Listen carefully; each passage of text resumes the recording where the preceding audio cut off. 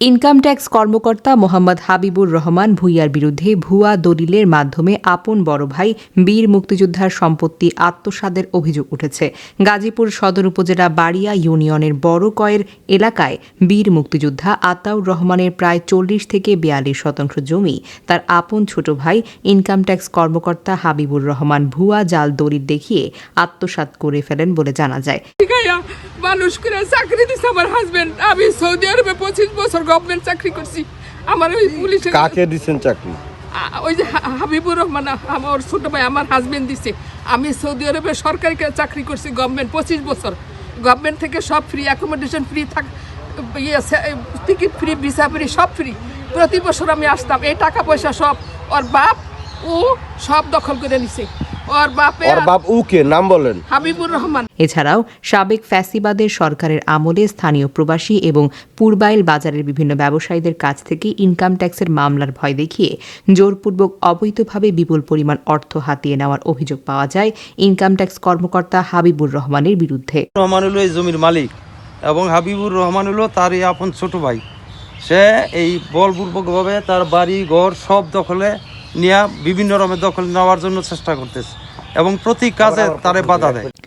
এ ব্যাপারে বীর মুক্তিযোদ্ধা আতাউর রহমানের স্ত্রী পারভিন বেগম জানান, হাবিবুর রহমান যখন ইনকাম ট্যাক্স অফিসে চাকরিতে জয়েন করেন তখন তার সমাজে চলাফেরা করার মতো টাকা পয়সা ছিল না।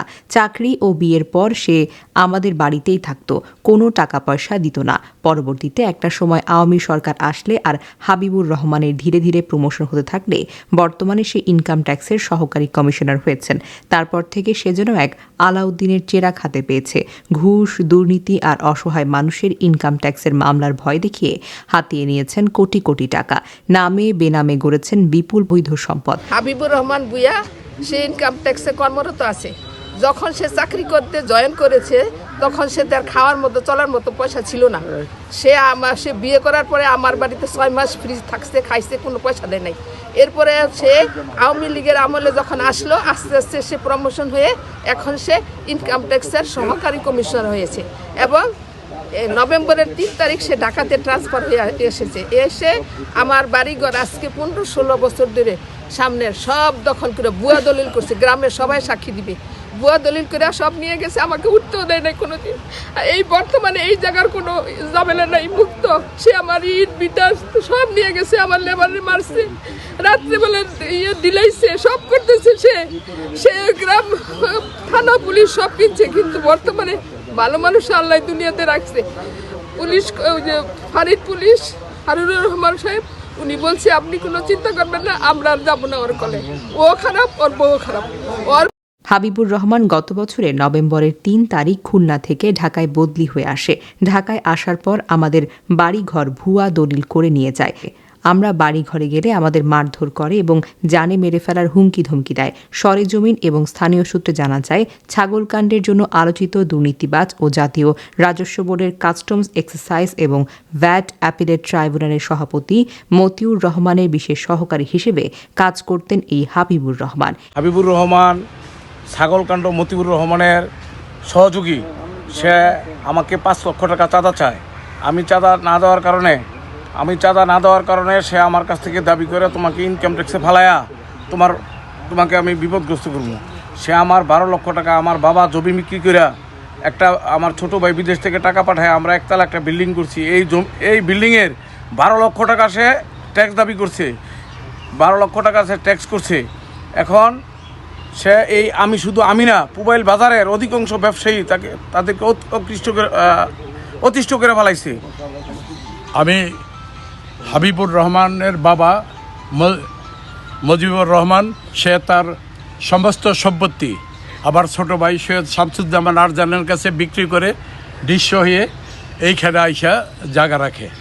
জায়গা রাখার পর থেকে তার বাবা অতিশয় তার মুক্তিযোদ্ধা আজকের আতাউর রহমান বিয়ে করে আবার বাবা তো বোন দারগাবাড়ির কৃতি সন্তান পারভিন আক্তার তখন ঢাকা মেডিকেল কলেজের সে সিনিয়র স্টাফ নার্স সুপারভাইজার। তখন আমাকে বলে যে দাদা আমি কি উপায় করব? আমি বলে তোর একটা উপায় আছে, তুই তাড়াতাড়ি সৌদি আরব চলে যা। আবার কথা মতন সে সৌদি আরব চলে গেছে। তার সঞ্চিত সমস্ত টাকা পয়সা তার স্বামী আজকের মুক্তিযোদ্ধা হাবিবুর রহমানের নামে পাঠায়। হাবিবুর রহমান ভুলবশত বা ইচ্ছাকৃতভাবে অনিচ্ছাকৃতভাবে তার বাবার নামে সমস্ত সম্পত্তি ক্রয় করে। তারপর থেকে যখন সে সৌদি আরব থেকে বাংলাদেশে আসে, সে এই যে সমস্ত সম্পত্তি সে তার টাকা দিয়ে কিনায়। এই যে যেই জায়গাটায় দাঁড়ায় আমি কথা বলছি, এটা ছিল পানি উঠত, এইখানে সে 10 লক্ষ টাকার বাটি উঠাইয়া আজকের এই যে ঘর বাড়ি সব কিছু আতাউর রহমান তৈরি করে। কিছুদিন পরে এই মতিউর কাণ্ডের শীর্ষ তার সহযোগী, সমস্ত অপকর্মের সহযোগী হাবিবুর রহমান তার এই বাড়ি থেকে উচ্ছেদ করে। এছাড়াও হাবিবুর রহমান ভূঁইয়া গাজীপুর কালীগঞ্জ সার্কেলের ইনকাম ট্যাক্স কর্মকর্তা থাকাকালীন এনবিআর কর্মকর্তা ও মতিউর রহমানের পুবাইল আপন ভুবন রিসোর্টের ট্যাক্স ফাঁকি দিয়ে অনেক টাকা হাতিয়ে নিয়েছেন বলে জানা গেছে। এই বিষয়ে ইনকাম ট্যাক্স কর্মকর্তা হাবিবুর রহমান ভূঁইয়া এই প্রতিবেদনকে বলেন, আপনি অভিযোগের কপিটা আমার হোয়াটসঅ্যাপ ডকুমেন্টে পাঠান, আমি ডকুমেন্টের মাধ্যমে আপনার প্রশ্নের বক্তব্য দেব, আমি মুখে কোনো বক্তব্য দেব না।